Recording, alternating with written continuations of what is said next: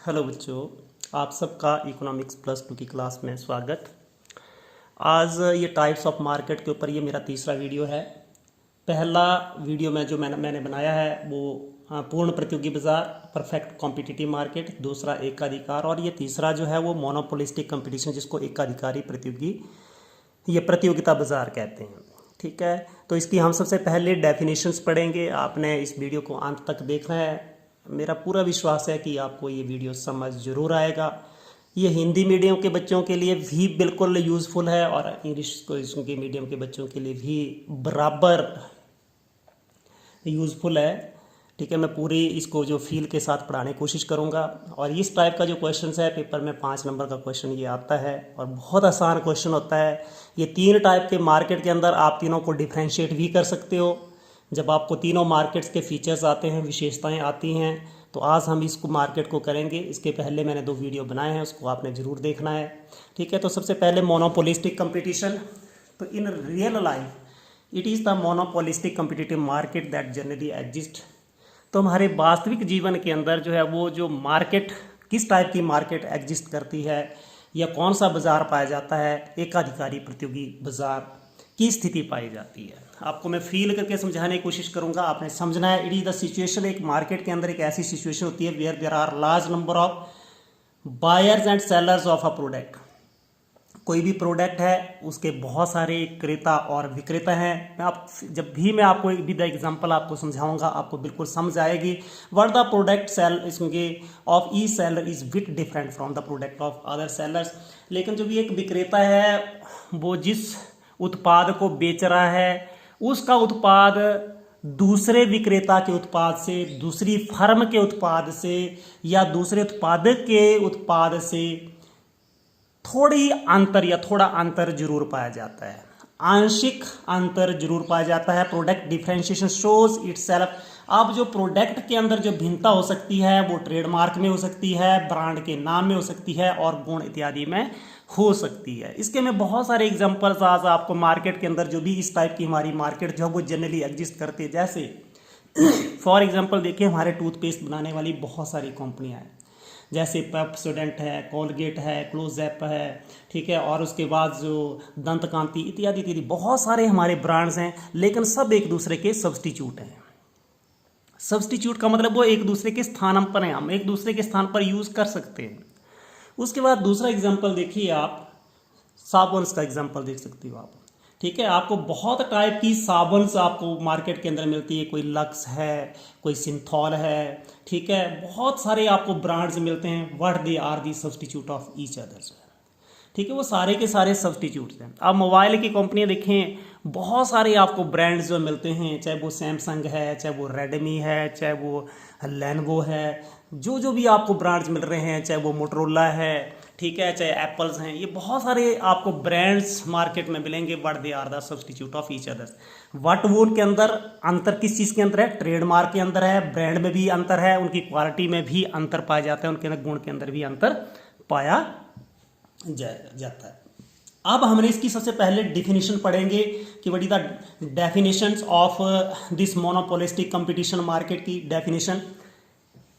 तो सैमुअल्सन के शब्दों में monopolistic is a form of market, यानी कि ये मार्केट के अंदर एक ऐसी फॉर्म होती है इन विच देयर आर, यानी कि मोनोपोलिस्टिक कंपटीशन मार्केट या पूर्ण प्रतियोगी बाजार एक ऐसा, या इसको पूर्ण प्रतियोगी नहीं, इसको एकाधिकारी प्रतियोगी बाजार एक ऐसा बाजार होता है जिसके अंदर किसी भी वस्तु के बहुत सारे क्रेता और विक्रेता होते हैं। A product has large number of close substitute. लेकिन जो प्रोडक्ट होते हैं उनके बहुत सारे क्लोज सब्स्टिट्यूट्स होते हैं। जैसे मैंने अभी भी आपको एग्जाम्पल बताए हैं, इनके क्या होते हैं? निकटतम स्थानांपन्न होते हैं। And producer generally exercise partial control over price. और जो भी हमारा प्रोड्यूसर्स होता है, उत्पादक का कीमत के ऊपर सिर्फ आंशिक नियंत्रण होता है, पूर्ण नियंत्रण नहीं होता है, सिर्फ आंशिक नियंत्रण होता है, पूर्णतः नियंत्रण नहीं कर सकता है। जैसे मान लीजिए एक मोटरोला क्या करता है, अपने मोबाइल्स की कीमत को बढ़ाता है, तो वो जितने भी हमारे उपभोक्ता हैं वो दूसरी कंपनियों के मोबाइल खरीद लेंगे। एक मान लीजिए आपकी लक्स की कीमत बहुत ज़्यादा बढ़ जाती है, बहुत सारे ब्रांड्स हमारे साबुन के हमारे मार्केट में हैं, वो जो हमारा उपभोक्ता है वो दूसरे ब्रांड्स को खरीद सकता है। अब हम बात कर रहे हैं, जैसे मान लीजिए आपके पेप्सोडेंट्स हैं, अब दंत कांति अपनी प्राइसेस को बढ़ाता है, तो बहुत सारे हमारे दूसरे जो, चाहे वो कॉलगेट है, पेप्सोडेंट है, क्लोजअप है, ठीक है, और बहुत सारे आपको जो आपको ब्रांड्स मिलेंगे उनका वो यूज़ करना शुरू कर देते हैं। इसलिए क्या होता है कि एक प्रोड्यूसर्स का मुख्य तौर पर क्या होता है, कीमत के ऊपर सिर्फ आंशिक ही नियंत्रण होता है, ठीक है।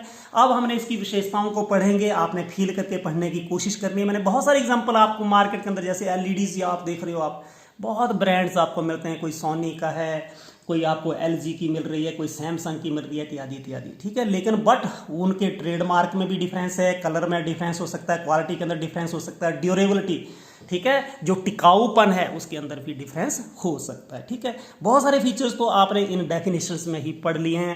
अब मैं आपको फीचर्स ऑफ मोनोपोलिस्टिक कंपटीशन, एक अधिकारी प्रतियोगी बाजार की हम विशेषताओं को पढ़ने जा रहे हैं। 3 या 4 विशेषताएं पेपर में आती हैं। तो आपने पहली जो विशेषता आ रही है कि इस टाइप की मार्केट के अंदर large number of sellers and buyer, क्रेता और विक्रेताओं की संख्या बहुत अधिक होती है, ठीक है। In this type of market there are large number of buyers and sellers, क्रेता और विक्रेता बहुत अधिक होते हैं, but each firm and sellers have a limited share of market. लेकिन वो जो भी उत्पादन कर रही है उसका एक लिमिटेड शेयर हो गया, एक आंशिक भाग ही वो कर रही है, क्योंकि बहुत सारी फर्म है, ठीक है। ये बोलेंगे कि सारे मार्केट के अंदर जितना भी उत्पाद है या उस टाइप की वस्तु है उसका उत्पादन कर रही है, एक लिमिटेड शेयर ऑफ मार्केट, ठीक है। उसका जो शेयर है मार्केट के अंदर सिर्फ आंशिक भाग ही या भाग का ही ये उत्पादन कर रही है, ठीक है। तो बहुत आसान है पहला कि large number of sellers and buyer. उसके बाद प्रोडक्ट डिफरेंशिएशन मैंने अभी आपको बता दिया है कि वस्तु के अंदर भिन्नता पाई जाती है, वस्तुएं एक दूसरे से बिल्कुल वो सब्सटीट्यूट तो होती है, एक दूसरे की स्थानांतरण तो होती हैं, लेकिन उनके अंदर वस्तु विभेद पाया जाता है। Distinct features of monopolistic competition, जो monopolistic competition is the product differentiation, ठीक है। वस्तु विभेद पाया जाता है। There are large number of firms, एक प्रोडक्ट बनाने की या प्रोडक्ट बनाने वाली बहुत सारी फर्म्स होती है। जैसे आप देखो, अभी मैं एक एग्जांपल और देता हूँ, जैसे जो ड्रिंक्स के हैं, जैसे कोका कोला है, पेप्सी कोला है, बहुत सारे कोलाज हैं, ठीक है।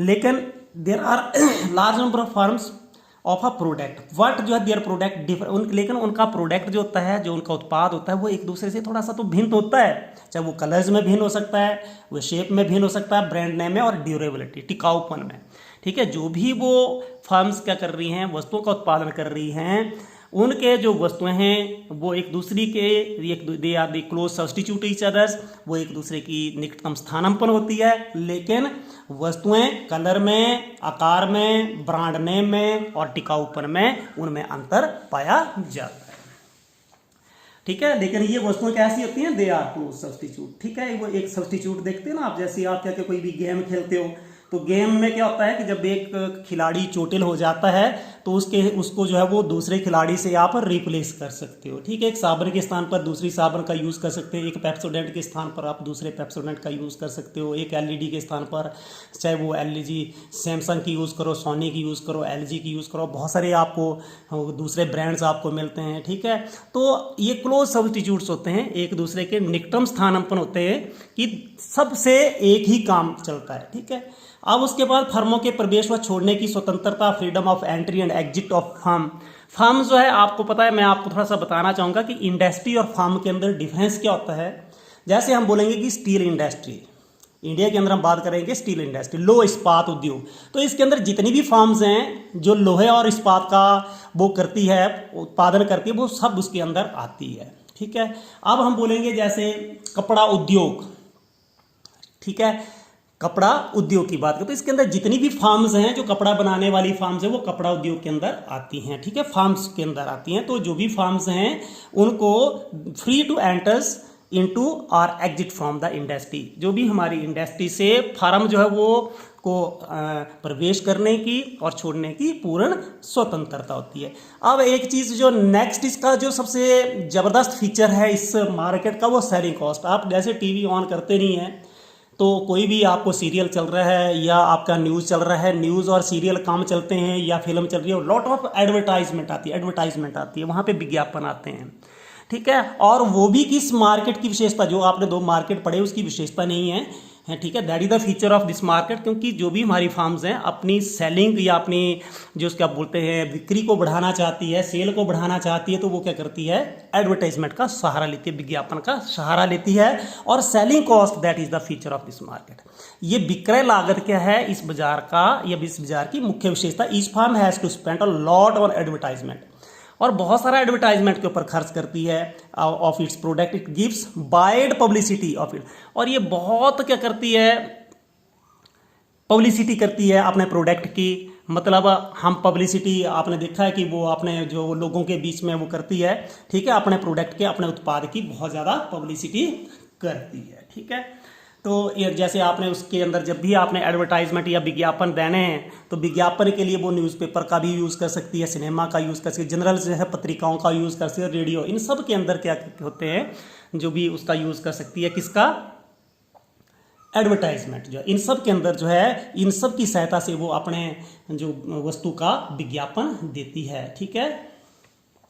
उसके बाद more can be sold at the lower price जो है, ठीक है, मोर कैन बी। अब आपने देखा है, मैं आपको एक फिर बताना चाहूँगा, कोई भी फर्म है जब अपनी वस्तु की बिक्री को बढ़ाना चाहती है, if any firm want to increase its sale, the firm has to decrease the price, ठीक है। यदि उसको अपनी सेल को बढ़ाना है तो उसको अपनी प्राइस को या उसको अपने उत्पाद की कीमत को कम करना पड़ेगा, ठीक है। आपने तभी तो देखा जब भी मार्केट्स के अंदर क्या होती है, बहुत सारी सेल्स लगती है, कंपनी या फर्म्स बहुत सारी सेल्स प्रोवाइड करती है। जब भी आप अमेजोन के ऊपर देखते हो, फ्लिपकार्ट के ऊपर देखते हो, स्नैपडील, एवरीवेयर आप देखो वहाँ पे सेल लगती है। सेल क्यों लगती है, अपनी वस्तु की बिक्री बढ़ाने के लिए, केवल कम कीमत पर ही अधिक वस्तुएं बेची जा सकती है। More can be sold at the lower price under the monopolistic competitions, a firm can sell more of the product at lowering the price, वो कीमत को कम करके ही अपनी वस्तुओं को अधिक बेच सकती है। सो द डिमांड कर्व कैसा होता है, मैं अभी आपको बताऊंगा कि इसका जो डिमांड कर्व है किसके अंदर, ये मैंने आपने डिफरेंट टाइप ऑफ जो कर्व्स या रेवेन्यू कर्व्स, ठीक है, जो आपका कंसेप्ट ऑफ रेवेन्यू उसके अंदर मैंने ये बनाए हुए हैं, आपने उसको देख लेना, फिर भी मैं यहाँ पे थोड़ा सा बना के बता दूंगा। प्राइस, पार्शियल प्राइस कंट्रोल, इनका जो होता है under perfect competitive each firm has limited control over the price. मैंने स्टार्टिंग में बताया कि इसका आंशिक नियंत्रण होता है, पूर्णतः इसके ऊपर जो है वो नियंत्रण नहीं होता है। In the market firm has partial control over the price, price के ऊपर या कीमत के ऊपर सिर्फ आंशिक नियंत्रण ही होता है। तो यहाँ पे मैं आपको बताना चाहता हूँ, यहाँ पे आप क्वांटिटी ले रहे हो, इधर प्राइस ले रहे हो, तो इसका जो डिमांड कर्व आते हैं ऐसे आते हैं। डिमांड जो आपको लिखते हैं, जो ये MR और AR, इनकी जो स्लोप होती है वो कैसी होती है, डाउनवर्ड होती है। क्यों होती है, क्योंकि यहीं पे तभी तो लिखा है कि more can be sold at the lower price जो है, ठीक है, कीमत या केवल कम कीमत पर ही अधिक वस्तुएं बेची जा सकती है, इसलिए फर्म क्या करती है, अपनी वस्तु की कीमत को घटाती है, ठीक है। तो परहैप्स आपको समझ आया होगा, समझ नहीं आया होगा तो आपने इस वीडियो को 2-3 बार जरूर देखना है, आपको समझ जरूर आएगी, फील आएगी। आपने एक चीज़ जरूर मैं आपको बताना चाहता हूँ कि ये जो हमारी मार्केट है, इसके जो फीचर्स हैं, that are between monopoly and perfect competitive market, ठीक है, उनके बीच के हैं। और हमारी डेली लाइफ के अंदर, जो भी हमारी डेली लाइफ के है, उसके अंदर मोनोपोलिस्टिक कॉम्पिटिटिव मार्केट एग्जिस्ट करती है, ठीक है। यही विद्यमान होती है, इस टाइप की मार्केट, इस टाइप का बाजार हमारे जो वास्तविक जीवन के अंदर पाया जाता है, मोनोपोली भी पाई जाती है, ठीक है। तो परहैप्स आपको वीडियो समझ आया होगा, वीडियो, ठीक है, लेक्चर्स इसके अंदर जो भी कंसेप्ट है वो समझ आया होगा, तो like, share and subscribe. Thank you.